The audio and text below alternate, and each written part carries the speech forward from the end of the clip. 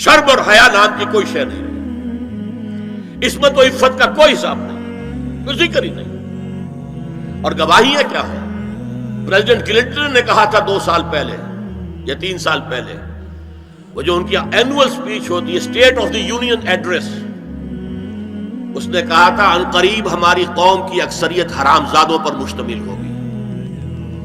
یہ حرام زادے کا لفظ میں نے ترجمہ کیا ہے born without any wedlock۔ ایک تو ہوتا ہے ایک مرد اور عورت کی شادی ہوئی ہے، نکاح ہوا ہے، پھیرے پڑے، کچھ بھی ہوا ہے، لیکن اعلانیہ طور پر وہ اب شوہر اور بیوی کی حیثیت سے ہے، تو ان کی اولاد ہو رہی ہے، جائز اولاد ہے۔ ایک بغیر شادی کی اولاد ہو رہی ہے تو یہ حرامی ہے، حرام زادے ہے۔ انہوں نے کہا کہ ہماری قوم کی اکثریت حرام زادوں پر مشتمل ہوگی۔ ہومو سیکسولیٹی، لیسبینز، گیز، اور بالکل ڈکلیئر کرتے ہیں، پادری ڈکلیئر کرتا میں گے ہوں، سینیٹر ڈکلیئر کرتا میں گے ہوں، انہیں کوئی شرم ہی نہیں، اس کے اندر کوئی حجاب نہیں، اعتراف کرنے کے اندر کہیں بھی کسی طرح کی رکاوٹ نہیں، ہچکچاہٹ ہی نہیں۔ یہ جس کو کہا جائے گا پرمیسو ہیڈونزم، جنسی لذت ہر طریقے سے حاصل کی جا سکتی ہے۔ زنا بالرضا ہو تو کوئی جرم ہے ہی نہیں، ہاں زنا بالجبر ہو تو جرم ہے، بالرضا ہو تو کوئی جرم نہیں، جرم ہے ہی نہیں سرے سے۔ ساری اخلاقی اقدار کو اس طریقے سے انہوں نے ملیا میٹ کر دیا ہے۔ البتہ ابھی یہ تیسرا معاملہ کچھ عالم اسلام کی حد تک ابھی پورا ان کا پروگرام مکمل نہیں ہو سکا۔ ہمارے ہاں ابھی کچھ خاندانی نظام کی بنیادیں باقی ہیں، کچھ والدین کا ادب ہے، ان کی عزت ہے، ان کی خدمت کو انسان اپنے لیے سعادت سمجھتا ہے، بیوی اور شوہر کے درمیان محبت، الفت، باہمی اعتماد کی کچھ فضا ہے، خاندانی نظام ہے۔ اگرچہ تیزی سے بگڑ رہا ہے نظام ہمارا، اور ہمارا ایلیٹ طبقہ اوپر کا جو ہے وہ مغرب کے طرز پر جا چکا ہے، لیکن ہماری مڈل کلاسز میں، لوور کلاسز کے اندر ابھی کچھ اقدار ہیں شرم کی، حیا کی، عصمت کی، عفت کی۔ آپ پورا زوردار طریقے پر مہم چلا رہے ہیں کہ مسلمان ممالک سے بھی یہ ساری اقدار ختم کر دی جائے۔ چنانچہ نوٹ کیجئے، قرآن مجید میں 2 جگہ پر اللہ تعالیٰ نے اہل مکہ کو وارن کیا تھا۔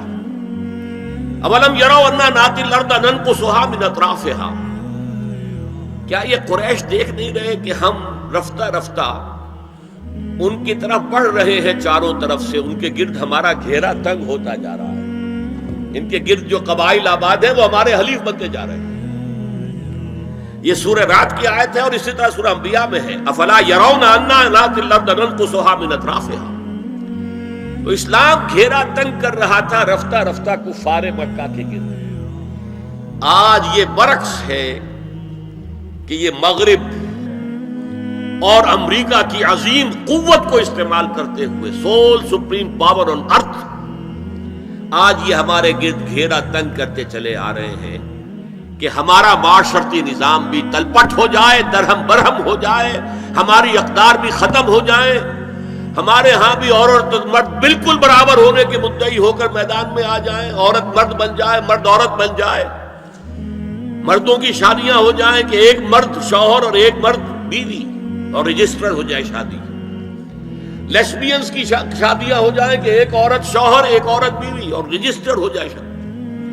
یہ سارا کام ناتی الارض ننقصها من اطرافها، اس کی مثال کیا ہے کہ پہلے اس پروگرام کے تحت 1994 میں کانفرنس ہوئی قاہرہ میں، عرب ورلڈ کا وہ مرکز ہے، اس لیے کہ عربوں میں تعلیم کے اعتبار سے، ٹیکنالوجی کے اعتبار سے سب سے آگے مصری ہے، تو یہ چونکہ ان کا ثقافتی اعتبار سے امام ہے، وہاں جا کر انہوں نے ڈیرا لگایا اور ان افکار کی اور ان نظریات کا پرچار کا معاملہ کیا۔ دوسری 1 سال کے بعد کانفرنس کر دی بیجنگ میں، تاکہ ادھر سے اور ایک اور طرف سے گھیرا ڈالا جائے اور عالم اسلام کا جو یہ حصہ ہے ایشیا کا، اس کے اوپر اثر انداز ہوا جائے۔ اور اس کے بعد بیجنگ +5 کانفرنس ہوئی ہے اور یہ ہوئی ہے United Nations Assembly, United Nations Organization کی جنرل اسمبلی کے تحت، اور یہ ہوئی ہے جون سن 2000۔ اب اس میں جو بھی ایک پرچہ تیار کیا گیا تھا ایجنڈے کے طور پر، اس میں جو سفارشات تھی وہ میں آپ کو بتا رہا ہوں۔ امپیکٹ ایک رسالہ نکلتا ہے لندن سے، اس سے میں نے یہ چیزیں لی تھی، اور انگریزی ہی میں ہم نے ایک دفعہ بڑی تعداد میں اس کو شائع کر کے تقسیم بھی کیا تھا، لیکن اس وقت میں صرف آپ کو یہ بتا رہا ہوں کیا فیصلے تھے، کیا کرنا ہے۔ نام اس کا کیا تھا کانفرنس کا؟ Women 2000 gender equality development and peace for the 21st century. Preparatory document میں نمبر 1 ہومو سیکسولیٹی کو نارمل سیکسول اورینٹیشن قرار دیا جائے، کوئی جرم نہیں ہے۔ مرد مرد سے شہوت رانی کرے، عمل قوم لوط، یہ کوئی جرم نہیں، کوئی حرام نہیں، کوئی بری شے نہیں، نارمل اورینٹیشن ہے، یہ مزاج ہے۔ ایک شخص جو ہے عورت سے اپنی خواہش پوری کرنا چاہتا ہے، ایک مرد سے کرنا چاہتا ہے، تمہیں کیا اعتراض ہے؟ ہومو سیکسول میرجز کو تسلیم کیا جائے، جو اب تسلیم ہو رہا ہے۔ یورپ کی کئی ریاستوں میں رجسٹریشن شروع ہو چکی ہے، امریکہ کی، یورپ میں تو پہلے سے ہے، اسکینڈینیوین ملکوں میں پہلے سے موجود ہے۔ نمبر 3 عورتیں گھر کا کام کاج کرنے سے انکار کر دیں یا اس پر ویج طلب کریں، مزدوری دو میں، محنت دو تب ہم کام کریں۔ یہ چولہا جھونکنا، یہ روٹی پکانا، برتن دھونا، یہ اس کے لیے ہمیں اجرت چاہیے، لیبر۔ نمبر 4 عورتیں حمل اور وضع حمل کی جو تکلیف برداشت کریں اس پر بھی شوہر سے اجرت لیں۔ نمبر 5 اگر کسی وقت کسی عورت کی طبیعت آمادہ نہ ہو ہم بستری کے لیے اور شوہر مجبور کرے تو اسے میریٹل ریپ قرار دیا جائے، یہ زنا بالجبر ہوگا جس کی سزا دی گئی۔ شوہر اور بیوی کا معاملہ ہے، وہ بیوی کی طبیعت کسی وجہ سے آمادہ نہیں ہے اور شوہر انسسٹ کر رہا ہے تو یہ میریٹل ریپ، شادی شدہ ریپ، شادی شدہ لوگوں کے مابین زنا بالجبر شمار ہوگا۔ نمبر 6 پروسٹیٹیوشن کو ایک باعزت پیشہ مانا جائے اور ان کو پروسٹیٹیوٹس نہ کہا جائے بلکہ سیکس ورکرز، سیکسول ورکرز۔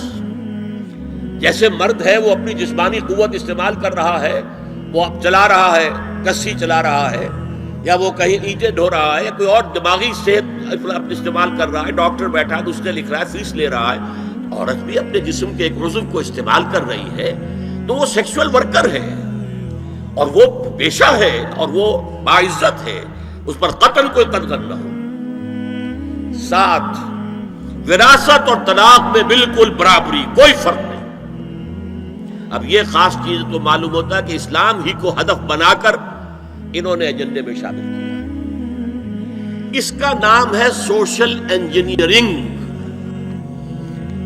معاشرتی تعمیر نو۔ پرانی تعمیر، وہ جو مولانا روم نے کہا تھا کہ اگر کوئی پرانی عمارت ہے نئی بنانی ہے تو پہلے گرانی پڑے گی، اولا تعمیر را ویرا کنند، تو پہلی تعمیر گرائیں گے تو دوسری بنے گی۔ لہذا یہ سارا سٹرکچر جو ہے سوشل، یہ ختم کر کے یہ نئی سوشل انجینئرنگ ہے جو ہمیں کرنی ہے، اور اس کا سب سے بڑا ٹارگٹ عالم اسلام ہے۔